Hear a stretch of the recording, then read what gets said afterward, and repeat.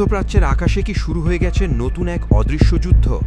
যে MQ-9 reaper ড্রোনকে বিশ্বের অন্যতম ভয়ঙ্কর নজরদারি ও হামলা প্ল্যাটফর্ম বলা হয়, সেই ড্রোনকেই নাকি ভূপাতিত করেছে ইরান, আর সেটাও এমন এক নতুন এয়ার ডিফেন্স সিস্টেম দিয়ে যার নাম শুনেই কপালে ভাঁজ পড়ছে সামরিক বিশ্লেষকদের। তাহলে কি সত্যি যুক্তরাষ্ট্রের আধুনিক প্রযুক্তিকে চ্যালেঞ্জ ছুড়ে দিয়েছে তেহরান, নাকি এর পেছনে রয়েছে আরও বড় কোনো কৌশল? আজকের এই বিশেষ প্রতিবেদনে মুজলুম টিভি তুলে ধরবে সেই অজানা বাস্তবতা। মধ্যপ্রাচ্যে উত্তেজনা যেন থামছেই না।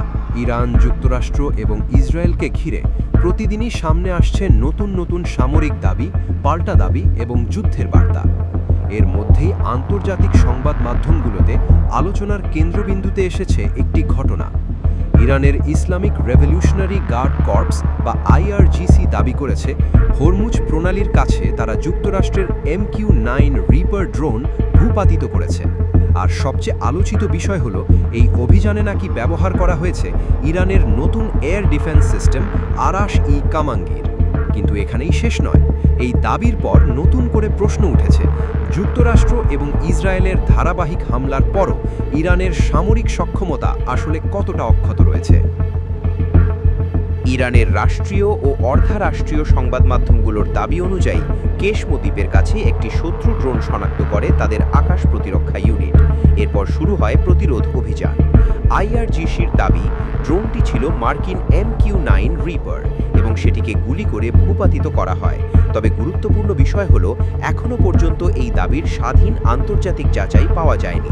অর্থাৎ ইরানের বক্তব্য নিয়ে এখনও বিতর্ক রয়েছে। কিন্তু সামরিক বিশেষজ্ঞরা বলছেন, ঘটনাটি সত্য হোক কিংবা না হোক, একটি বিষয় স্পষ্ট, ইরান এখন বিশ্বের সামনে নিজেদের প্রতিরক্ষা সক্ষমতার নতুন বার্তা দিতে চাইছে। আর সেই বার্তাই বর্তমানে ওয়াশিংটন এবং তেল আবিবে গভীরভাবে পর্যবেক্ষণ করা হচ্ছে। এখন প্রশ্ন হলো, কি এমন আছে এই নতুন অস্ত্রে? আরাশ-ই-কামাঙ্গিরের নামটি এসেছে পারস্যের কিংবদন্তিবীর আরাশের নাম থেকে, যিনি নাকি এক তীর ছড়ে সীমান্ত নির্ধারণ করেছিলেন। সেই ঐতিহাসিক প্রতীককেই এখন সামরিক প্রযুক্তির সঙ্গে যুক্ত করেছে তেহরান। ইরানি সূত্রগুলো বলছে, এটি একটি মোবাইল, কম খরচের এবং দেশীয়ভাবে তৈরি প্রতিরক্ষা ব্যবস্থা, যার অন্যতম বৈশিষ্ট্য হল স্থায়ী রাডারের উপর কম নির্ভরশীলতা। অর্থাৎ শত্রুপক্ষ যদি বড় রাডার ঘাঁটি ধ্বংসও করে ফেলে, তবুও এই সিস্টেম কার্যকর থাকতে পারে। বিশ্লেষক মার্ক হিলবর্নের মতে, ইরান বহু বছর ধরে এমন প্রযুক্তিতে বিনিয়োগ করছে যা কম খরচে অনেক বেশি ব্যয়বহুল অস্ত্রকে হুমকির মুখে ফেলতে পারে। আর এটাই এখন পশ্চিমা সামরিক মহলের বড় উদ্বেগ। MQ-9 রিপার শুধু একটি ড্রোন নয়, এটি যুক্তরাষ্ট্রের অন্যতম গুরুত্বপূর্ণ নজরদারি এবং আক্রমণ প্ল্যাটফর্ম। মধ্যপ্রাচ্যে বছরের পর বছর ধরে এই ড্রোন ব্যবহার করে এসেছে মার্কিন বাহিনী। কিন্তু যদি সত্যি ইরান নতুন প্রযুক্তি দিয়ে এমন ড্রোন ধ্বংস করতে সক্ষম হয়ে থাকে, তাহলে পুরো যুদ্ধের হিসাব পাল্টে যেতে পারে। কারণ বর্তমানে আধুনিক যুদ্ধের বড় অংশই নির্ভর করছে ড্রোনের উপর।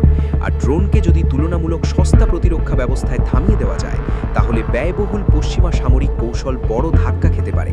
কিন্তু সবচেয়ে চমকে দেওয়া তথ্য হলো, ইরান শুধু প্রতিরক্ষা নয়, আক্রমণাত্মক সক্ষমতাও ধরে রাখার দাবি করছে। হরমুজ প্রণালীকে বলা হয় বিশ্বের সবচেয়ে গুরুত্বপূর্ণ জ্বালানি করিডোরগুলোর একটি। বিশ্বের বিপুল পরিমাণ তেল এই পথ দিয়ে পরিবহন হয়। আর সেই এলাকাতেই যদি সামরিক সংঘাত বাড়তে থাকে, তাহলে এর প্রভাব পড়তে পারে পুরো বৈশ্বিক অর্থনীতিতে। সম্প্রতি বিভিন্ন আন্তর্জাতিক প্রতিবেদনে দেখা যাচ্ছে, ইরান তাদের ড্রোন ও ক্ষেপণাস্ত্র কৌশলে পরিবর্তন আনছে। বড় আকারের হামলার বদলে তারা ছড়িয়ে ছিটিয়ে থাকা মোবাইল ইউনিট ব্যবহার করছে, যা শনাক্ত করা অনেক কঠিন। এদিকে যুক্তরাষ্ট্র মধ্যপ্রাচ্যে তাদের ঘাঁটি এবং প্রতিরক্ষা ব্যবস্থা আরও শক্তিশালী করার চেষ্টা করছে। অর্থাৎ উভয় পক্ষই সম্ভাব্য বড় সংঘাতের প্রস্তুতি নিচ্ছে। এই ঘটনার পর সামাজিক যোগাযোগ মাধ্যমেও ব্যাপক আলোচনা শুরু হয়েছে। কেউ বলছেন ইরান পশ্চিমা শক্তির বিরুদ্ধে নতুন প্রতিরোধের প্রতীক হয়ে উঠছে, আবার কেউ বলছেন এটি মূলত মনস্তাত্ত্বিক যুদ্ধ। কারণ যুদ্ধক্ষেত্রে শুধু অস্ত্র নয়, জনমত এখন বড় অস্ত্র। বিশেষ করে মধ্যপ্রাচ্যের চলমান অস্থিরতার মধ্যে প্রতিটি সামরিক ঘোষণা রাজনৈতিক বার্তাও বহন করে।